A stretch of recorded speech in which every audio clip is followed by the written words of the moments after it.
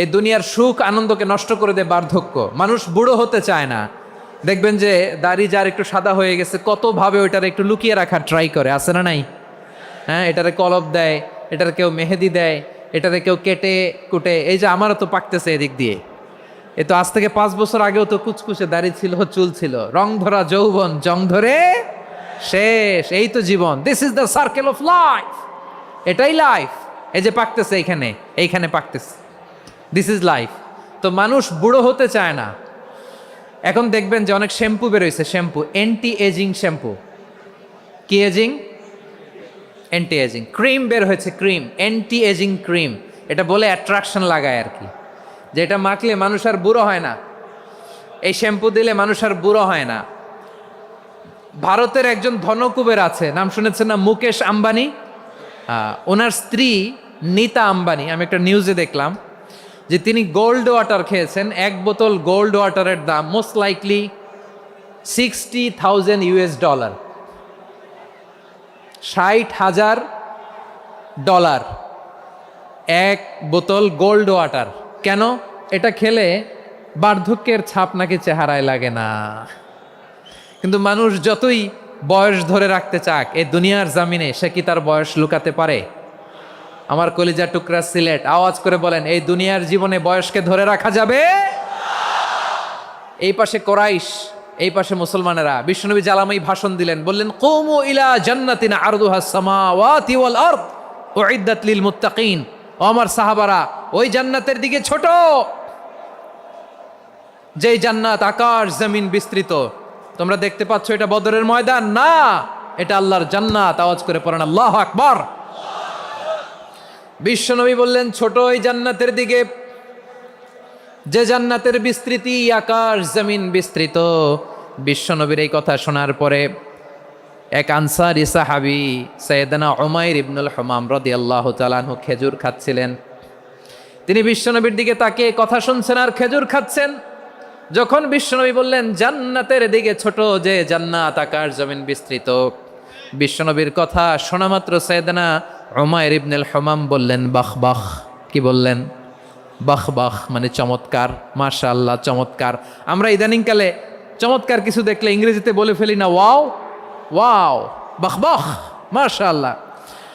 বিশ্বনবী বললেন, মা ইয়াহমিলুকা আলা কওলিকা বাহ বাহ ইয়া উমাইর। ও উমাইর, আমার এই কথা শুনে তুমি কেন বললা বাহ বাহ, চমৎকার চমৎকার কেন বললা? সাইয়েদনা উমাইর ইবনে হুমাম রাদিয়াল্লাহু তাআলা আনহু বললেন, ইয়া রাসূলুল্লাহ, আপনার এই কথা শুনে আমি বড্ড খুশি হয়েছি, আর আমি প্রত্যাশা করছি আমি যদি ওই জান্নাতের মালিক হতে পারি তাহলে কতই না ভালো হতো। সুবহানাল্লাহ বলেন। বিশ্বনবী বললেন, ছোট ওই জান্নাতের দিকে, যে জান্নাত আকাশ জমিন বিস্তৃত। আপনার এই চমৎকার মুখনিসৃত কথা শুনে আমার হৃদয়ের মধ্যে জান্নাতি হওয়ার বাসনা জেগে উঠলো, এজন্য বলেছি বাহ বাহ, আমি যদি ওই জান্নাতে যেতে পারতাম কতই না ভালো হতো। উমাইরের কথা শুনে বিশ্বনবী বললেন, ঠিক আছে উমাইর, জান্নাতে ঢোকার জন্য, এই জান্নাতের অধিবাসী হওয়ার জন্য যেহেতু তোমার এত আকাঙ্ক্ষা, আমি বলে দিলাম আনতা মিন আহলিহা, তুমি আল্লাহর ওই জান্নাতের অধিবাসী হবা।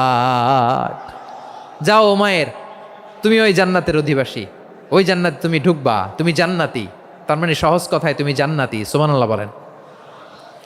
যখনই বিশ্বনবী বললেন জান্নাতি, সাইয়েদনা উমাইর রাদিয়াল্লাহু তাআলা আনহু খেজুর খাচ্ছিলেন আর মনে মনে ভাবে, বিশ্বনবী যখন ওয়ারেন্টি দিয়েছে, বিশ্বনবী যখন গ্যারান্টি দিয়েছে আমি জান্নাতে যাব, তাহলে হাতে তো এখনো 3টা খেজুর বাকি।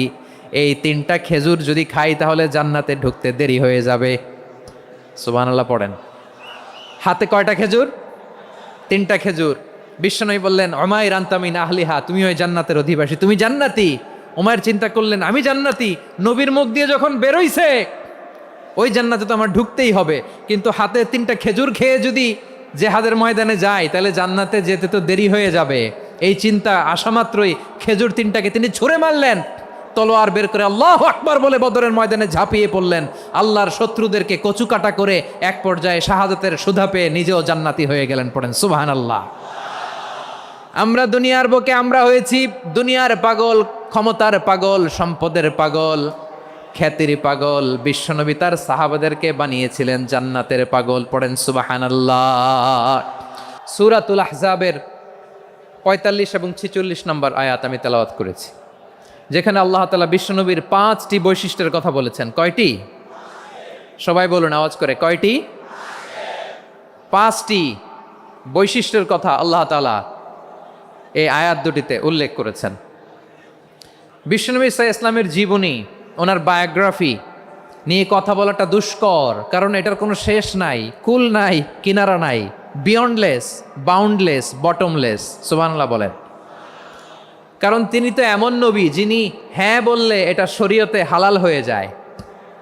নবীর মুখ দিয়ে যদি বেরোয় হ্যাঁ, নাম, ইয়েস, তাহলে এটা হালাল। ঠিক কিনা বলেন? এ নবীর মুখ দিয়ে যদি না বের হয় যে না, নো, তাহলে এটা শরীয়তে হারাম হয়ে যায়। কেমন নবী আমরা পেয়েছি, যিনি হ্যাঁ বললে হালাল, না বললে হারাম, যিনি সাব্বাবা, এই আঙ্গুলি উপরের দিকে উঁচু করলে চাঁদ ভেঙে 2 টুকরা হয়ে যায়, যে নবী জমিন থেকে পা উঁচু করলে আল্লাহর আরশে মেরাজে চলে যায়, এমন নবীর উম্মত আমরা হয়েছি। যে নবীকে বাদ দিলে কোরআন বোঝা যায় না, কারণ এ নবীর উপরই কোরআন নাজিল করেছে কে? এ নবীকে বাদ দিলে হাদিস বোঝা যায় না, কারণ হাদিস তো এ নবীর মুখনিসৃত পবিত্র বাণী। সুবহানাল্লাহ পড়েন। এ নবীকে বাদ দিলে জান্নাত চিনা যায় না, কারণ জান্নাত তিনি চাক্ষুষ দেখে এসে আমাদেরকে মেরাজ শেষে বর্ণনা করে শুনিয়েছেন। এ নবীকে বাদ দিলে জাহান্নাম চেনা যায় না, এ নবীকে বাদ দিলে আমার রবকে চেনা যায় না। ঠিক কিনা বলেন? তো বিশ্বনবীর 5টি বৈশিষ্ট্যের কথা আল্লাহ তাআলা এই সূরাতে উল্লেখ করেছেন। আল্লাহ রাসূল সাল্লাল্লাহু আলাইহি ওয়াসাল্লাম যখন মক্কাতে দাওয়াত দিচ্ছিলেন, মক্কার কোরাইশরা নানাভাবে বিষ্ণু ঈসা ইসলামকে কষ্ট দিচ্ছিল, নানাভাবে ট্যাগিং করছিল, মিথ্যা অপবাদ দিচ্ছিল। কখনো কখনো তারা বিশ্বনবীকে বলছিল মিথ্যাবাদী, কাযযাব। কখনো বলছিল যে তুমি হচ্ছে জাদুকর, সাহের। কখনো বলেছে শায়ের, মুহাম্মদ তুমি কবি। কখনো বলেছে কাহেন, মোহাম্মদ তুমি গণক। এবং কখনো বলেছে মুহাম্মদ তুমি হচ্ছে মাজনুন, মানে পাগল। আওয়াজ করে সবাই পড়ুন নাউযু বিল্লাহি মিন যালিক। তাহলে বিশ্বনবীকে মৌলিকভাবে এই 5টি অপবাদ দিয়েছে। আমার কলেজা টুকরা সিলেটের ভাইরা, বিশ্বনবীর ব্যাপারে মিথ্যা অপবাদ মৌলিকভাবে দিয়েছে কয়টি? 5টি। বলেছে তুমি মিথ্যাবাদী, বলেছে তুমি গণক, তুমি কবি, তুমি পাগল, তুমি জাদুকর। বিশ্বনবীকে যে এই 5টি অপবাদ দেয়া হলো, আল্লাহ তাআলা এটা সহ্য করেননি। এই 5টি অপবাদের বিপরীতে আল্লাহ তাআলা বিশ্বনবীর 5টি চমৎকার বৈশিষ্ট্য উল্লেখ করে সূরাতুল আহজাবের 2টি আয়াত নাজিল করেছেন। আওয়াজ করে পড়েন আল্লাহু আকবার। 5টি চমৎকার বৈশিষ্ট্য সূরাতুল আহজাবের ভেতরে রব্বুল আলামিন উল্লেখ করে আমাদেরকে জানিয়ে দিচ্ছেন, ইয়া আইয়ুহান নাবিয়্যু ইন্না আরসালনাকা শাহিদান ওয়া মুবাশশিরান ওয়া নাযীরা ওয়া দাঈয়ান ইলাল্লাহি বিইذনিহি ওয়া সিরাজাম মুনীরা। পড়েন আল্লাহু আকবার। রব্বুল আলামিন ডেকে বলেন, ও নবী, নিশ্চয় আমি আপনাকে সাক্ষ্যদাতা রূপে প্রেরণ করেছি, সুসংবাদদাতা রূপে প্রেরণ করেছি, সতর্ককারী রূপে প্রেরণ করেছি, আল্লাহর দিকে আহ্বানকারী রূপে প্রেরণ করেছি, আর আলোদানকারী চেরাগ রূপে, প্রদীপ রূপে প্রেরণ করেছি। পড়েন সুবহানাল্লাহ। 5টা বৈশিষ্ট্য। 1 নম্বরে আল্লাহ তাআলা বললেন, হে নবী, নিশ্চয় আমি আপনাকে সাক্ষ্যদাতা হিসেবে প্রেরণ করেছি। সাক্ষ্যদাতা, বিষ্ণু ঈসা ইসলাম সাক্ষ্য দিবেন, এজন্য শাহিদ। শাহিদ মানে সাক্ষ্যদাতা। আওয়াজ করে বলুন, শাহিদ মানে কি? তিনি সাক্ষ্য দিবেন। মুবাশশির, 2 নম্বর বৈশিষ্ট্য হচ্ছে তিনি মুবাশশির। মুবাশশিরুম বিরহমাতিল্লাহি ওয়া বিল জান্নাহ। তিনি আল্লাহর রহমতের সুসংবাদ দেন, তিনি আল্লাহর জান্নাতের সুসংবাদ দেন। সুবহানাল্লাহ পড়েন। 3 নম্বর বৈশিষ্ট্য হচ্ছে নাযীর, তিনি সতর্ককারী, ওয়ার্নার। তিনি সাবধান করতে এসেছেন, রিমাইন্ডার দিতে এসেছেন যে আল্লাহর পথে যদি না চলো, শিরকি কাজ যদি না থামাও, তাহলে এমন আযাব আসবে আল্লাহর পাকড়াও থেকে তুমি বাঁচতে পারবে না। তিনি নাযীর। বিষ্ণু ঈসা ইসলামের 4 নম্বর বৈশিষ্ট্য হচ্ছে দাঈয়ান ইলাল্লাহ, তিনি আল্লাহর দিকে আহ্বানকারী। এই যে আমরা আমাদেরকে পরিচয় দেই যে আমরা দাঈ, বলি না বলি যে উনি হচ্ছেন একজন দাঈ ইলা